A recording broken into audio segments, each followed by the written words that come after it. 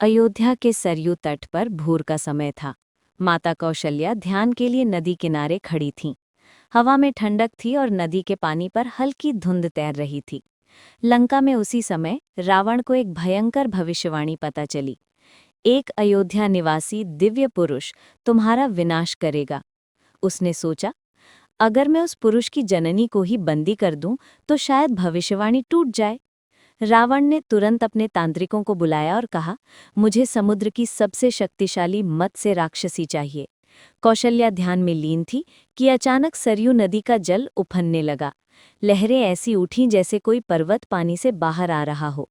अगले ही क्षण मत्स्य राक्षसी का विशाल कालापन उभरा। कौशल्या पीछे हट पाती इससे पहले रावण प्रकट हुआ। उसने मंत्र पढ़ा और कौशल्या अचेत हो गईं। मत्स्य राक्षसी ने अपना विकराल मुख खोला और कौशल्या को पूरे का पूरा निगल लिया। ये खाने के लिए नहीं था, उसके पेट में एक खोखला सुरक्षित सूखा कक्ष जैसा स्थान था।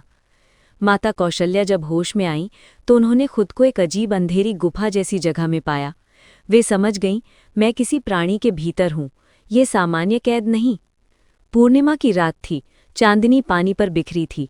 मत्स्य राक्षसी तट के पास गहरी नींद में चली गई। तभी समुद्र का जल एक और हटा और वहां प्रकट हुए ऋषि वशिष्ठ और आलोक। अंदर बैठी कौशल्या भगवान विष्णु का ध्यान करने लगी। उनकी प्रार्थना गूंजते ही मत्स्य राक्षसी के भीतर एक मंद प्रकाश प्रकट हुआ। ये स्वयं वरुण देव का दूत आलोक था। उस दूत ने मंत्र पढ़ा। मत्स्य राक्षसी का मुख थोड़ा खुला और उसी क्षण कौशल्या बाहर निकाल ले गई। उन्होंने कहा, राक्षस चाहे कितनी भी चाल चल ले, विधि का विधान नहीं बदलता।